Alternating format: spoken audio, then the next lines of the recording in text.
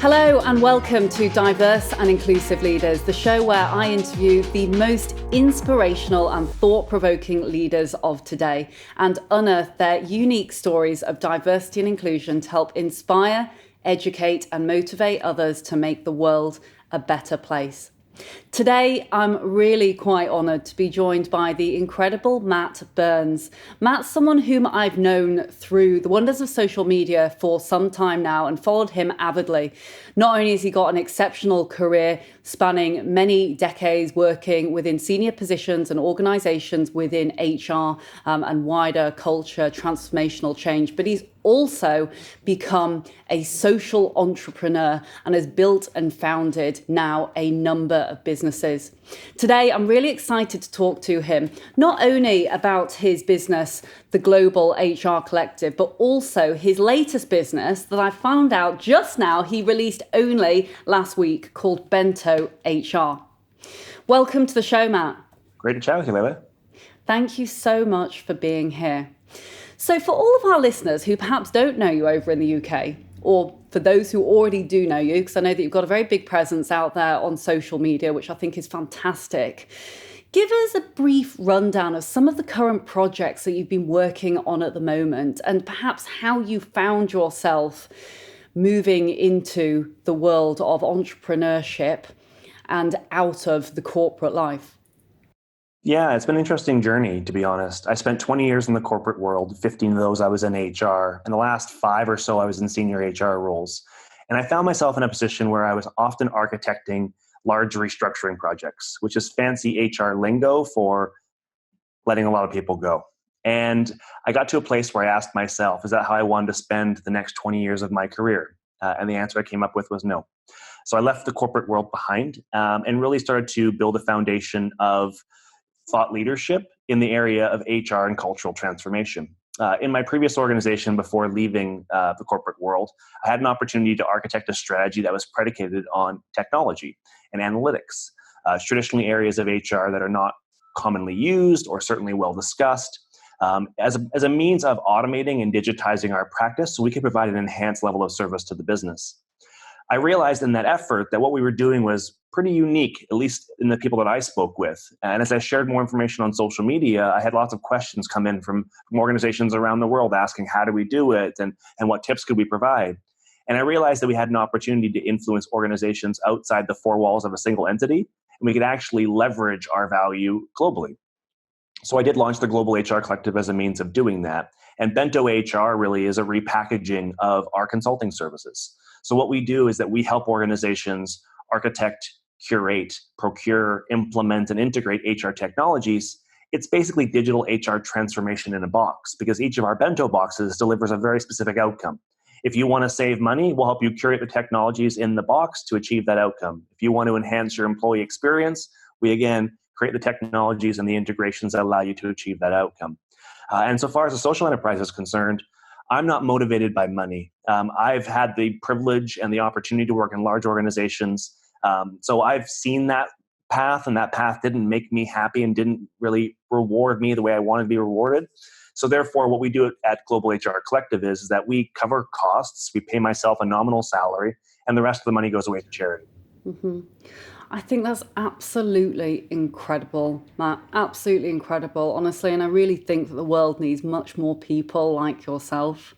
And it's so interesting because clearly you've been incredibly successful at what you've done working for these various businesses. I know you've won many accolades, including, I think it was the HR Innovative Team of the Year 2018 and Canada's most innovative use of technology, which I think is excellent. But to really be kind of actually giving back now in positive ways, I think speaks volumes, not only about what you've done, but also I would hope would inspire many leaders, especially future generations of leaders who are now really starting to put purpose before profit. Yeah, I agree. I think, and I don't want to go into a giant political and macroeconomic conversation, but I think that your listeners would agree that the current state of affairs on the planet right now, we've seen better times. And I believe that if you have the privilege and the opportunity and the skills to make a positive influence, that you should do that. Now, I don't prescribe how people should do that. I mean, there are individuals that have the ability to do things like what I've done. So I'm choosing the path that makes the most sense for me. But I certainly don't evangelize what I'm doing and require other people to take the same path. I just try and deliver net positive benefit to society where I can. And I say that with full knowledge that in the previous 20 years of my career, I didn't. I was just like a lot of people working in executive roles and enriching myself at the expense of other people. So my own personal transformation came as a result of a bit of an awakening, and it feels right for me to pursue this path. And I think that it's an opportunity for me to leverage the skills that I built in the corporate world to really enact positive change. And if that inspires other people, that's fantastic. And if it doesn't, that's okay. We're going to keep doing what we're doing. Mm-hmm. And this is what I love about you, Matt, and something that when I first started kind of following you and reading up about you that came across as so incredibly refreshing. You know, this brutal honesty that you talk about when you were in this corporate life, that you were being almost selfish and thinking about the pure profit Absolutely. side, that you're actually willing to talk about that, because I'm sure, you know, there's many out there that would not be able to talk in such a way, but to actually really share that, you know, it's quite a vulnerable thing, I think, to share things like that before having this kind of awakening, as you talk about, and obviously following the journey into more of the social enterprise type world. Yeah, but I don't think it's unique. And we're in an era now where people, I think, have full-time jobs to find out people's backgrounds and look into their history. I think the best way to get in front of a conversation like that is just to own your experience. I think we live in a society that's very forgiving of people that have made mistakes. And I actually don't think what I did in the past would be perceived by some as a mistake. It just, for me, as my values shifted, as I aged and matured in my career, the working in the way I used to work just was no longer aligned with my values. And it wasn't fair for me to go into an organization every single day and not have an alignment of values with that organization.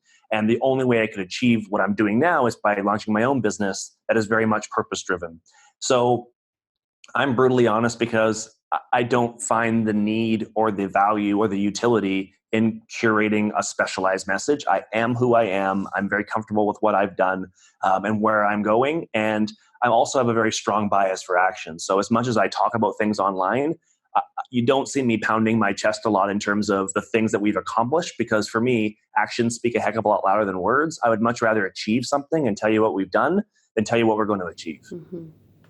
And if you don't mind me asking, and also for all of our listeners, because I think what you have achieved is fantastic, and I appreciate your modesty now in kind of saying that it is not unique, your line of thinking, because there are more and more leaders that are waking up to the fact that purpose-driven business is the way to go for humanity, and also it is good for business. But could you talk to me a little bit about your background? I would love to find out a little bit more kind of about the young Matt, because for those who are listening, for those who are watching on the YouTube channel, who are listening on Apple, Spotify, whichever, you know, their favorite podcast app, you know, thinking, wow, that's great. You know, he's worked in the corporate world. He's worked there for many years, been successful, set up his own business. It's a lot of things to have done. What about when you first started out? Talk to me about, you know, I don't know, the young Matt, early influences that you had in life before you embarked on this journey. Did you envisage that you would be where you are today? No. And what I would say is, on the path, on the continuing on the trend of brutal honesty, I achieved a lot because I sacrificed a lot. So if people had asked me at 25 how I was doing my career that were not related to my job and my money, if they asked me how I was doing with my family relationships and how my partner and I were doing and how my health was doing and how my diet and exercise were doing, I could tell you they were all terrible.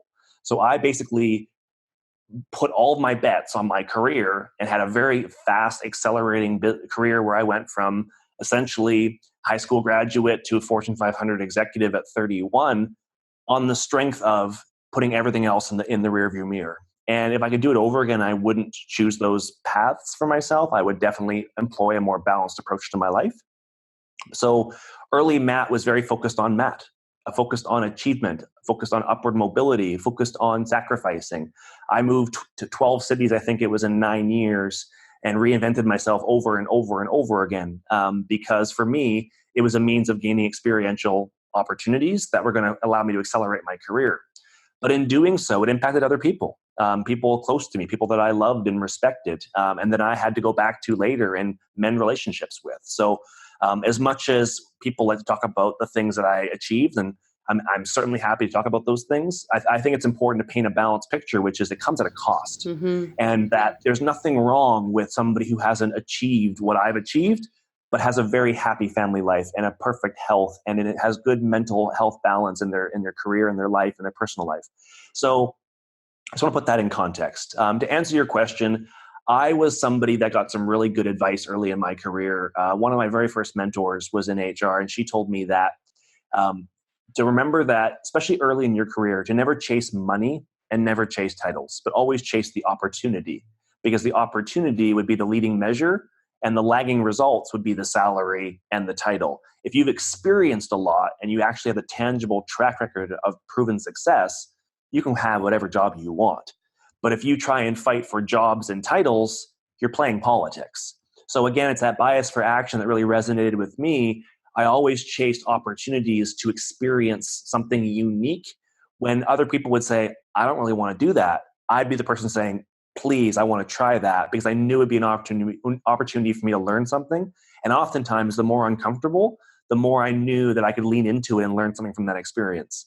But again, if I could do it over again, the balance I would employ is I needed to lean into more of the other parts of my life, like my health, like my relationships. I think it would have enhanced my career path along the way, and ultimately provided more balance that I'm seeking now. That's so interesting. And based on what you've just said there, what advice might you have given to your younger self way back then, when you were kind of looking at, I don't know whether it be the money, looking at these real desires to want to progress up the ladder and reinventing yourself, as you said? Yeah, I think that relationships are everything. And whether they're in a professional context or in a personal context, you will live and you will succeed, or you will not and you will fail on the strength of your relationship. So if I give myself any advice, is, Matt, you don't have to do it alone. You don't have to take yourself and throw yourself into opportunity after opportunity at the expense of the other things in your life.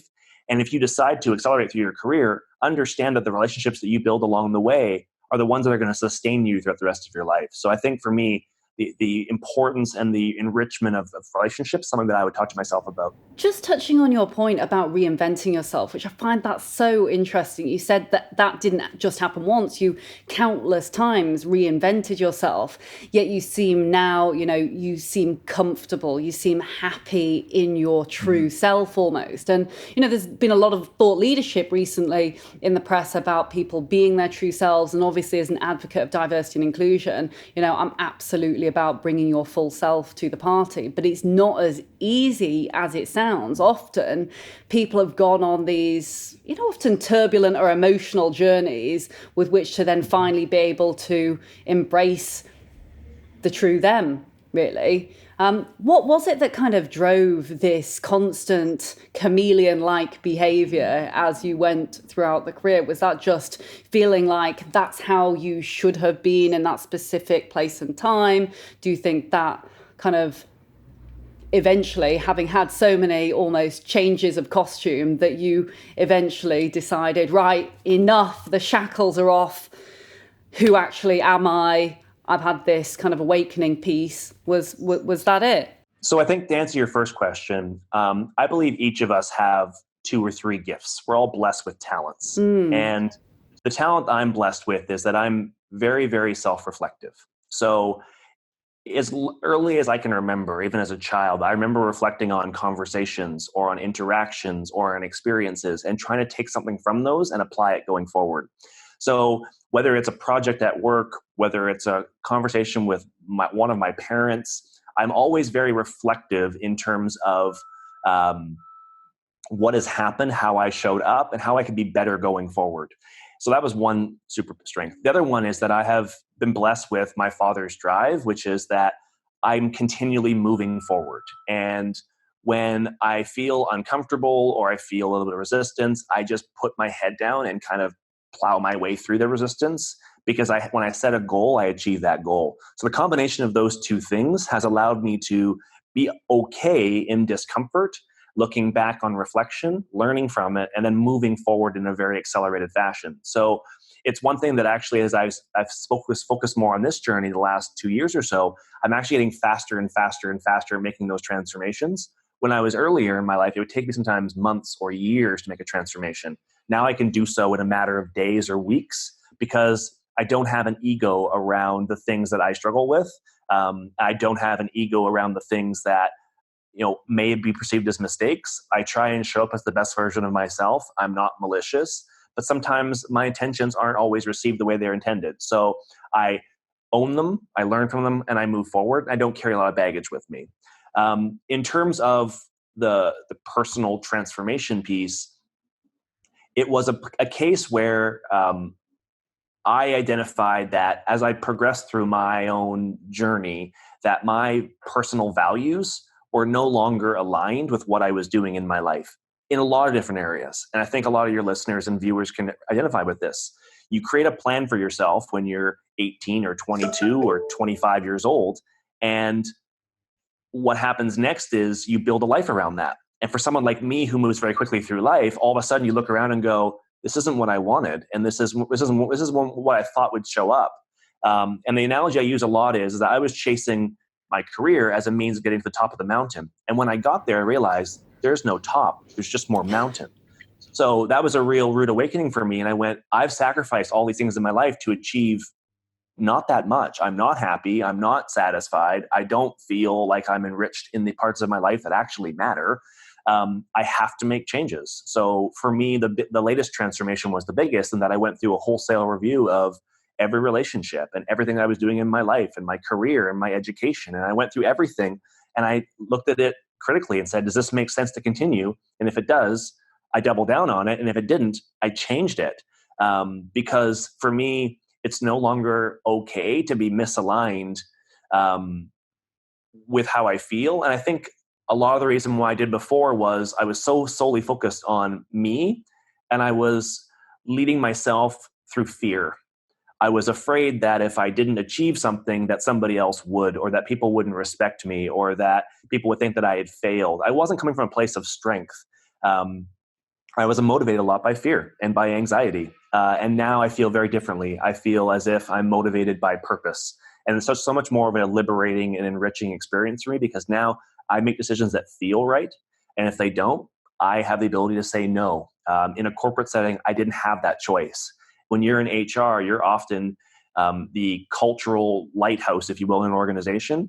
And if your values don't perfectly align with leadership or the organization itself, it's a tough job. And a lot of people don't understand that, because you're constantly being put, value-based decisions are constantly landing on your desk, where you have to reconcile, what advice would I give? How would I enable this leader? And things don't always go your way. So I chose a path for myself where I was able to curate the people and the relationships and the experiences that I thought would be personally enriching, as a means of me being able to deliver more value back. Fantastic. That's so insightful, Matt. And I think with all your passion and with all your energy, I'm absolutely sure that the business is going to completely flourish.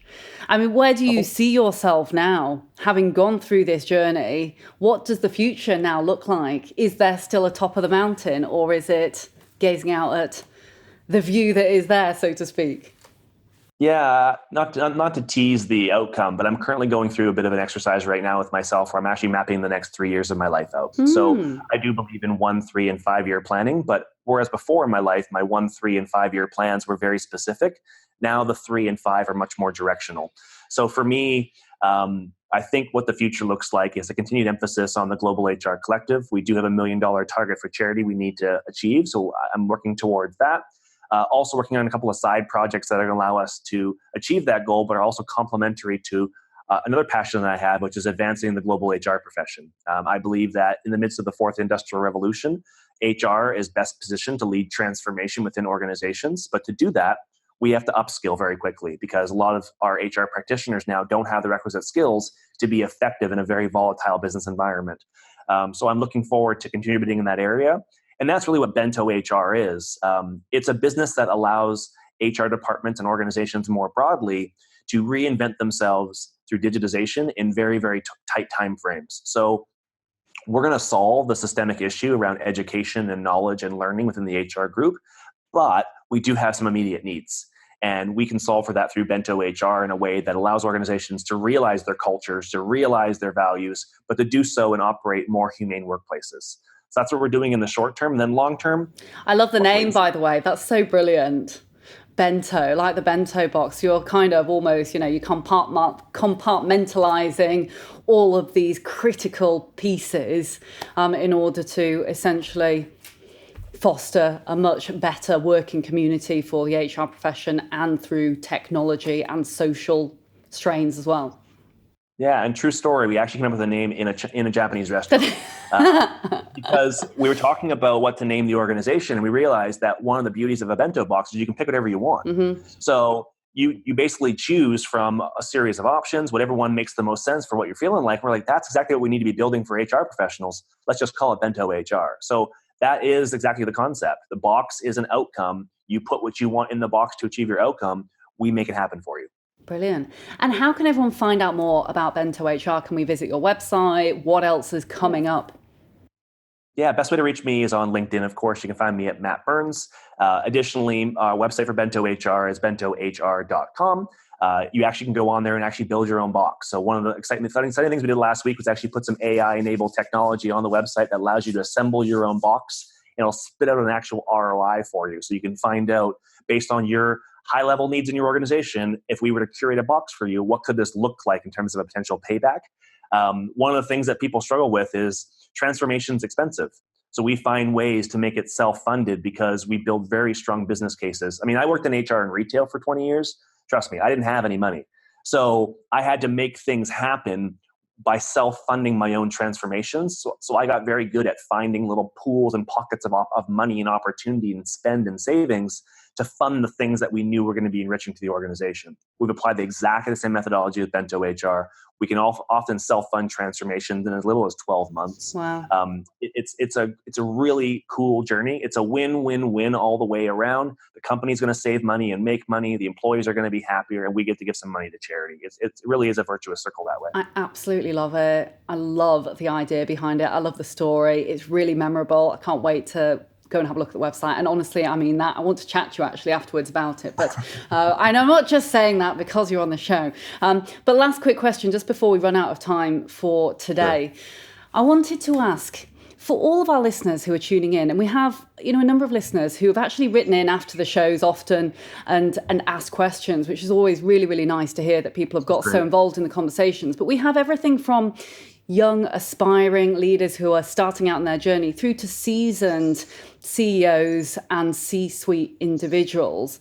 I wondered, what kind of advice might you give to them if they're going through kind of a difficult time? I think your journey is such a perfect example of going through a transformation from corporate through to who and what am I, which jacket am I wearing, and now I've decided actually I found my heart, I found my feelings, I'm now doing this. I think a lot of people, more than you would expect, are going through difficult changes like this in life, mostly in business, but of course, potentially in personal lives as well.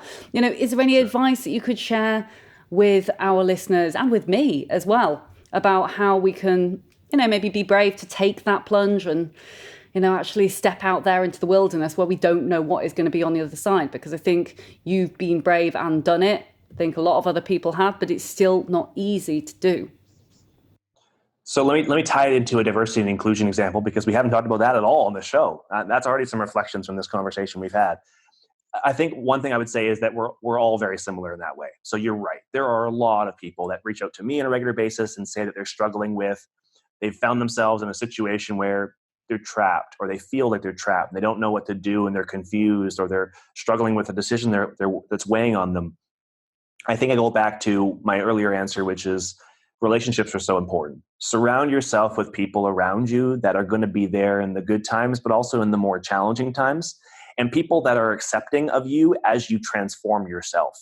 One of the big things I noticed is that as I started to reevaluate people in my life is that there are people I had surrounded myself with that weren't accepting of me changing. They actually liked the old version of me. So as I started to evolve, it butted up against some of the things that they were struggling with.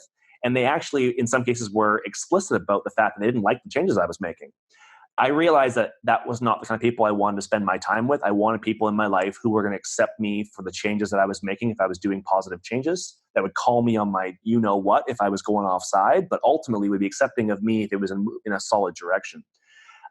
More broadly, I would say is be kind to yourself. We're all going through stuff. One story I have told before, but not too often, is the day after I made my commitment to charity, I had a giant panic attack. I realized that I actually put myself out there and committed $1 million to charity. I didn't have to do that. I could have been a consultant and given away $10,000 and still achieved a similar outcome. But I set this big audacious goal because that's just who I am as an individual. We're all going through challenges. We're all going through struggles. Be kind to yourself, surround yourself with good people, and be willing to reflect on who you are and, more importantly, what you want to be. And you will do that with the people around you. That's such great advice. And because you've mentioned quickly before that we hadn't touched on diversity and inclusion, I'm going to ask you another question. But for me, actually, and honestly, diversity and inclusion, diversity is simply difference. It is a fact. It's something that we can't change, really. So it is embracing and speaking with all. Yes, not all of those people, like you say, may be your cup of tea anymore, but that is why we need to be inclusive to those who are going to be welcoming to us and our genuine personalities and want to know us for actually who we are. So actually, I do think that we have covered a whole number of topics around that, because for me, what falls under diversity and inclusion also is the fact that, purpose is very important, that it is all about kind of finding oneself and embracing our unique differences. But I totally agree. And I think that there is an economic case for a strong diversity and inclusion culture. We're operating in a global economy with a global workforce. If you're making decisions from a single point of view, you're not going to be in business very long. You're not going to resonate with a broad audience. I also think we're in a societal stage where people want walls taken down. They want to connect. They want to find each other. They want to support each other. So the idea of excluding people isn't way we're going as a society. And then also, for me personally, and this is just me, it doesn't feel good to exclude people. I feel like I want to bring people in and give them at least the opportunity to feel part of it. But then at the same time, I don't prescribe anything to anybody. People make their own decisions, but I always want to let people know that they're welcome to engage me in a conversation or debate with me or be part of something that we're doing. I think inclusion is so important as people seek belonging from each other and more broadly with society. So I'm a big fan of diversity and inclusion. I think it is something that we need to talk more about in the context of business and more broadly in society. And while there are some current geopolitical things that are kind of flying in the face of that, I think it's a short-lived trend. I think we are moving towards a much more cohesive and much more collaborative culture. I love that you've just said that piece about belonging, actually, because I'm writing a book at the moment, which I'll have to bore you and send you over a couple of chapters soon. But in it, I'm talking all about the fact that it really should be D, I, and B, because it is about belonging. As humans, we have this absolute intrinsic sense of needing to feel like we belong. And that is everything that, you very kindly kind of shared with us today about you've gone through, the transition, you've reinvented yourself so many times. It's kind of, you're trying to find, even, subliminally, you were trying to find that place that you were going to fit in at, and you've now arrived at your feeling of destination and a place where you do belong. People who are not on the journey are not on the journey. I always kind of, I look at it like, I know this sounds a bit weird, but I always think about life and career kind of like a book. We are constantly evolving and developing ourselves. Perhaps in the early book chapters, we're like this chameleon that's trying desperately to fit in. And, there's lots of people that might feature at the beginning of the book, but you know what? They've been a great learning experience. It's great to learn about them in the early chapters, but is it right for them to be at the conclusion and at the end point? Probably not, but they've shaped the experiences along the way. And by the same token, is it right for me being somebody's end conclusion as well? Maybe not. So I think it's just being accepting, being open, being inclusive where you can, and letting people write their own stories. Absolutely. And what a great note to end things on. So I'm going to say thank you so much. I mean, I just want to actually summarize for our listeners in brief. I'm going to put all of the show notes in today's episode, but I think it's really been fantastic to have you on the show and for our listeners to learn more about you. I've been jotting down notes as you've been talking. So in terms of learnings, I've certainly taken a lot away from today's conversation, least of all to be kind to yourself where you possibly can. Do you know what? We're only human beings at the end of the day, whether you're working in a corporate, whether you're running your own business and pulling your hair out at the moment because you've got a million things on your plate to do. as Matt says, we really should be kind to ourselves. You know, we're not going to be here forever and a day, so we may as well enjoy things. You know, if you have, messed up or you feel you've been a bit selfish, you know what? It's really refreshing to hear that Matt has talked about, experiences in life where he's been more centered around himself. We've all been like that. So do you know what? It's fine. Forgive yourself, go and make amends, go and do something now, which is going to be worthwhile and is going to make a difference. So on that note, I will say thank you so much, Matt. And I know that this podcast will have inspired many people. You can see it on our YouTube channel now, which is the Dial Global YouTube channel, but you can also find it on www.dialglobal.org/podcast or www.leilamckenzie.com/podcast.